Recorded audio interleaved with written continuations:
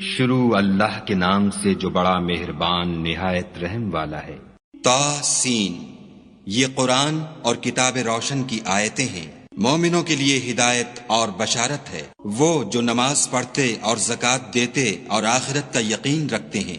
جو لوگ آخرت پر ایمان نہیں رکھتے، ہم نے ان کے اعمال ان کے لیے آراستہ کر دیے ہیں تو وہ سرگرداں ہو رہے ہیں۔ یہی لوگ ہیں جن کے لیے بڑا عذاب ہے اور وہ آخرت میں بھی بہت نقصان اٹھانے والے ہیں۔ اور تم کو قرآن خدائے حکیم و علیم کی طرف سے عطا کیا جاتا ہے۔ جب موسیٰ نے اپنے گھر والوں سے کہا کہ میں نے آگ دیکھی ہے، میں وہاں سے رستے کا پتہ لاتا ہوں یا سلگتا ہوا انگارہ تمہارے پاس لاتا ہوں تاکہ تم تاپو۔ جب موسیٰ اس کے پاس آئے تو ندا آئی کہ وہ جو آگ میں تجلی دکھاتا ہے بابرکت ہے، اور وہ جو آگ کے ارد گرد ہے، اور خدا جو تمام عالم کا پروردگار ہے پاک ہے۔ اے موسیٰ، میں ہی خدائے غالب و دانا ہوں، اور اپنی لاٹھی ڈال دو۔ جب اسے دیکھا تو اس طرح ہل رہی تھی گویا سانپ ہے، تو پیٹھ پھیر کر بھاگے اور پیچھے مڑ کر نہ دیکھا۔ حکم ہوا کہ موسیٰ ڈرو مت، ہمارے پاس پیغمبر ڈرا نہیں کرتے۔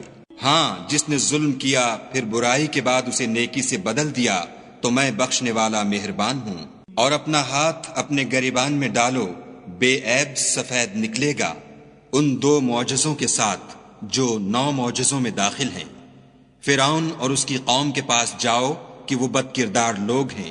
جب ان کے پاس ہماری روشن نشانیاں پہنچیں، کہنے لگے یہ صریح جادو ہے، اور بے انصافی اور غرور سے ان سے انکار کیا، لیکن ان کے دل ان کو مان چکے تھے۔ سو دیکھ لو کہ فساد کرنے والوں کا انجام کیسا ہوا۔ اور ہم نے داؤد اور سلیمان کو علم بخشا، اور انہوں نے کہا کہ خدا کا شکر ہے جس نے ہمیں اپنے بہت سے مومن بندوں پر فضیلت دی۔ اور سلیمان داؤد کے قائم مقام ہوئے اور کہنے لگے کہ لوگوں، ہمیں خدا کی طرف سے جانوروں کی بولی سکھائی گئی ہے اور ہر چیز عنایت فرمائی گئی ہے، بے شک یہ اس کا صریح فضل ہے۔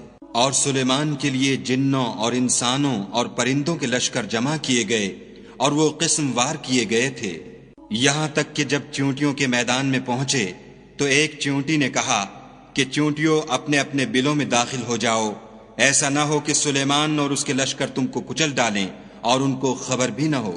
تو وہ اس کی بات سے ہنس پڑے اور کہنے لگے کہ اے پروردگار، مجھے توفیق عنایت کر کہ جو احسان تو نے مجھ پر اور میرے ماں باپ پر کیے ہیں ان کا شکر کروں، اور ایسے نیک کام کروں کہ تو ان سے خوش ہو جائے، اور مجھے اپنی رحمت سے اپنے نیک بندوں میں داخل فرما۔ اور جب انہوں نے جانوروں کا جائزہ لیا تو کہنے لگے کیا سبب ہے کہ ہدہد نظر نہیں آتا؟ کیا کہیں غائب ہو گیا ہے؟ میں اسے سخت سزا دوں گا یا ذبح کر ڈالوں گا، یا میرے سامنے اپنی بے قصوری کی دلیل صریح پیش کرے۔ ابھی تھوڑی ہی دیر ہوئی تھی کہ ہدہد موجود ہوا اور کہنے لگا کہ مجھے ایک ایسی چیز معلوم ہوئی ہے جس کی آپ کو خبر نہیں، اور میں آپ کے پاس شہر سبا سے ایک یقینی خبر لے کر آیا ہوں۔ میں نے ایک عورت دیکھی کہ ان لوگوں پر بادشاہت کرتی ہے اور ہر چیز اسے میسر ہے، اور اس کا ایک بڑا تخت ہے۔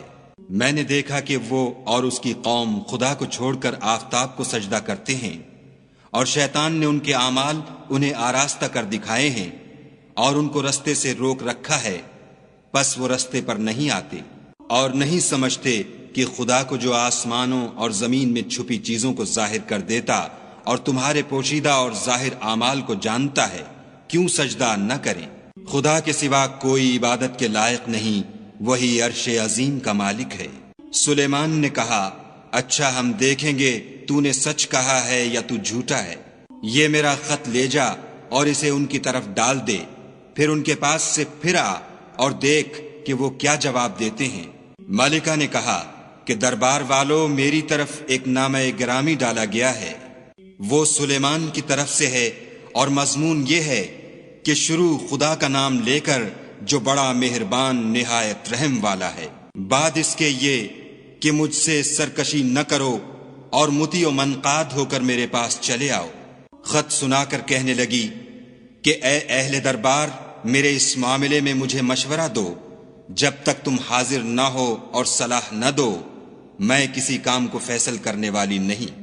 وہ بولے کہ ہم بڑے زور آور اور سخت جنگجو ہیں، اور حکم آپ کے اختیار ہے تو جو حکم دیجیے گا اس کے معال پر نظر کر لیجیے گا۔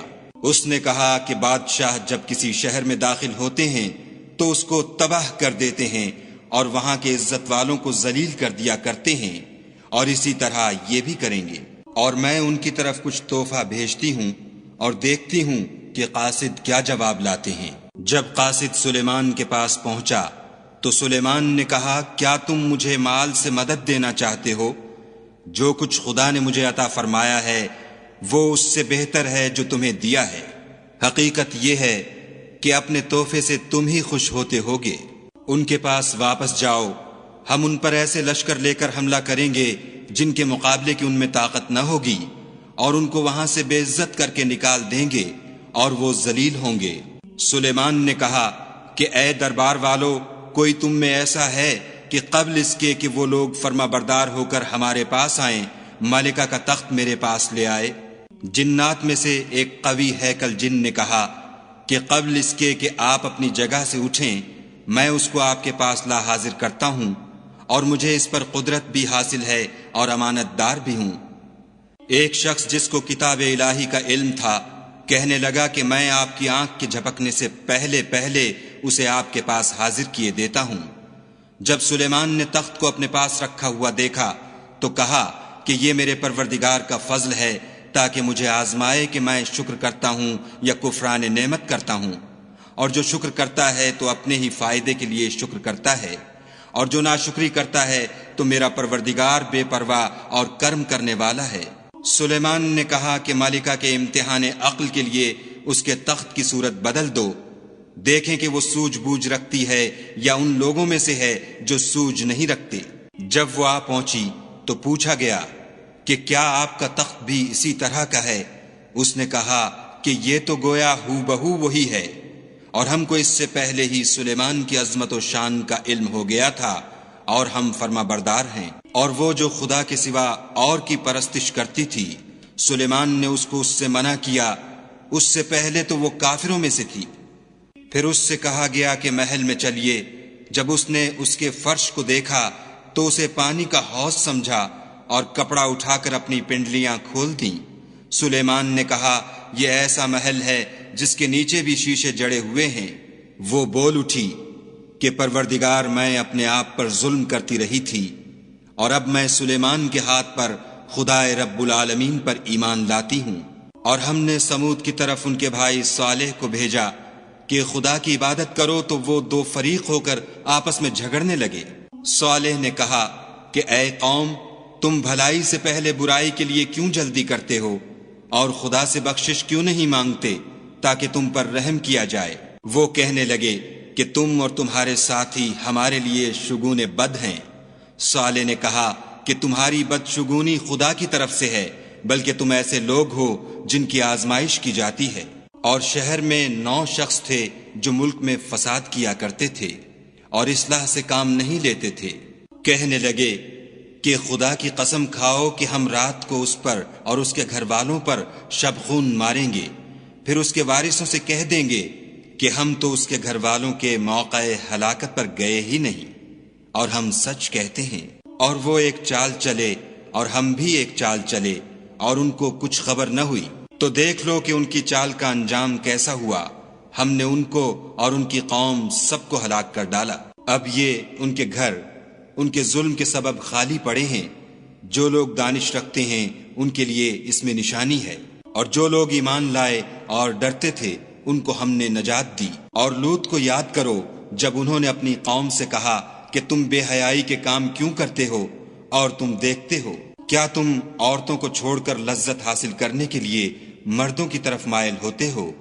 حقیقت یہ ہے کہ تم احمق لوگ ہو۔ تو ان کی قوم کے لوگ بولے تو یہ بولے، اور اس کے سوا ان کا کچھ جواب نہ تھا کہ لوط کے گھر والوں کو اپنے شہر سے نکال دو، یہ لوگ پاک بننا چاہتے ہیں۔ تو ہم نے ان کو اور ان کے گھر والوں کو نجات دی، مگر ان کی بیوی کہ اس کی نسبت ہم نے مقرر کر رکھا تھا کہ وہ پیچھے رہنے والوں میں ہوگی۔ اور ہم نے ان پر مہ برسایا، سو جو مہ ان لوگوں پر برسا جن کو متنبع کر دیا گیا تھا برا تھا۔ کہہ دو کہ سب تعریف خدا ہی کو سزاوار ہے، اور اس کے بندوں پر سلام ہے جن کو اس نے منتخب فرمایا۔ بھلا خدا بہتر ہے یا وہ جن کو یہ اس کا شریک بناتے ہیں؟ بھلا کس نے آسمانوں اور زمین کو پیدا کیا، اور کس نے تمہارے لیے آسمان سے پانی برسایا؟ ہم نے، پھر ہم نے اس سے سرسبز باغ اگائے۔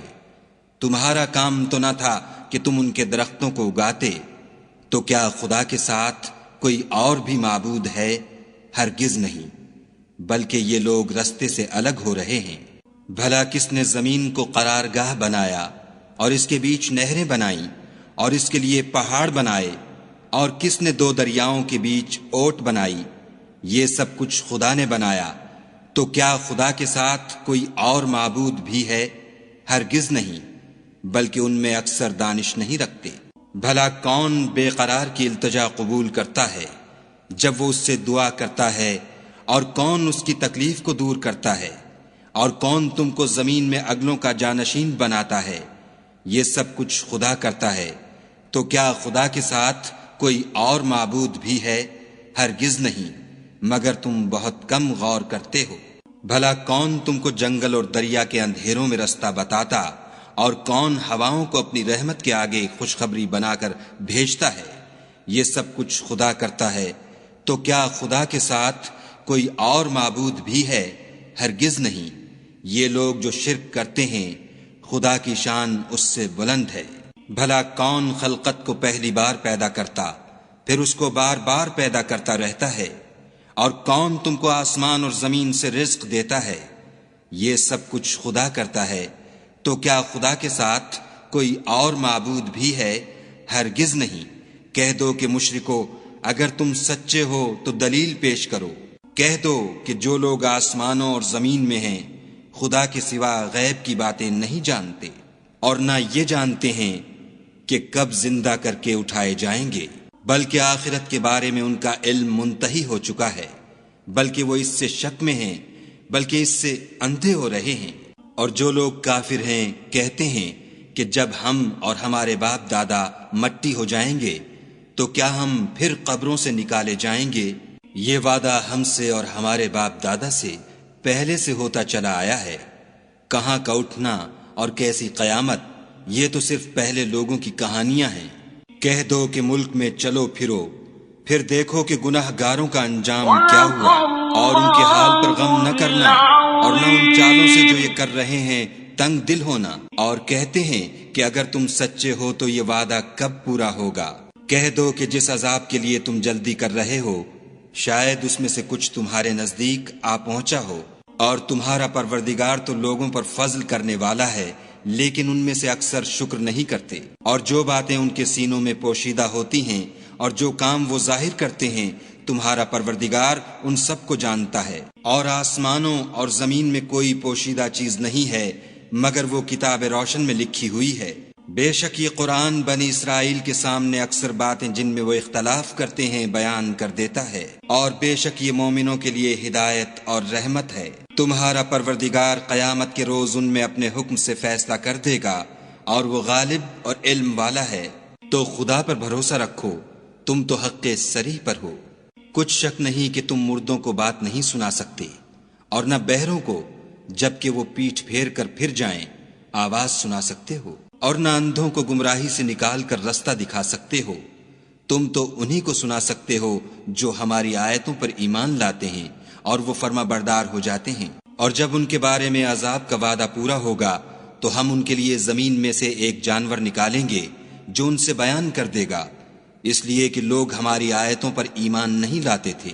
اور جس روز ہم ہر امت میں سے اس گروہ کو جمع کریں گے جو ہماری آیتوں کی تکذیب کرتے تھے تو ان کی جماعت بندی کی جائے گی، یہاں تک کہ جب سب آ جائیں گے تو خدا فرمائے گا کہ کیا تم نے میری آیتوں کو جھٹلا دیا تھا، اور تم نے اپنے علم سے ان پر احاطہ تو کیا ہی نہ تھا، بھلا تم کیا کرتے تھے؟ اور ان کے ظلم کے سبب ان کے حق میں وعدہ عذاب پورا ہو کر رہے گا تو وہ بول بھی نہ سکیں گے۔ کیا انہوں نے نہیں دیکھا کہ ہم نے رات کو اس لیے بنایا ہے کہ اس میں آرام کریں، اور دن کو روشن بنایا ہے کہ اس میں کام کریں؟ بے شک اس میں مومن لوگوں کے لیے نشانیاں ہیں۔ اور جس روز سور پھونکا جائے گا تو جو لوگ آسمانوں اور جو زمین میں ہیں سب گھبرا اٹھیں گے، مگر وہ جسے خدا چاہے اور سب اس کے پاس عاجز ہو کر چلے آئیں گے۔ اور تم پہاڑوں کو دیکھتے ہو تو خیال کرتے ہو کہ اپنی جگہ پر کھڑے ہیں، مگر وہ اس روز اس طرح اڑتے پھریں گے جیسے بادل۔ یہ خدا کی کاریگری ہے جس نے ہر چیز کو مضبوط بنایا، بے شک وہ تمہارے سب افعال سے باخبر ہے۔ جو شخص نیکی لے کر آئے گا تو اس کے لیے اس سے بہتر بدلہ تیار ہے، اور ایسے لوگ اس روز گھبراہٹ سے بے خوف ہوں گے۔ اور جو برائی لے کر آئے گا تو ایسے لوگ اوندھے منہ دوزخ میں ڈال دیے جائیں گے۔ تم کو تو انہی اعمال کا بدلہ ملے گا جو تم کرتے رہے ہو۔ کہہ دو مجھ کو یہی ارشاد ہوا ہے کہ اس شہر مکہ کے مالک کی عبادت کروں جس نے اس کو محترم اور مقام ادب بنایا ہے، اور سب چیز اسی کی ہے، اور یہ بھی حکم ہوا ہے کہ اس کا حکم بردار رہوں، اور یہ بھی کہ قرآن پڑھا کروں۔ تو جو شخص راہ راست اختیار کرتا ہے تو اپنے ہی فائدے کے لیے اختیار کرتا ہے، اور جو گمراہ رہتا ہے تو کہہ دو کہ میں تو صرف نصیحت کرنے والا ہوں۔ اور کہو کہ خدا کا شکر ہے وہ تم کو عنقریب اپنی نشانیاں دکھائے گا تو تم ان کو پہچان لوگے، اور جو کام تم کرتے ہو تمہارا پروردگار ان سے بے خبر نہیں ہے۔ صدق اللہ العظیم۔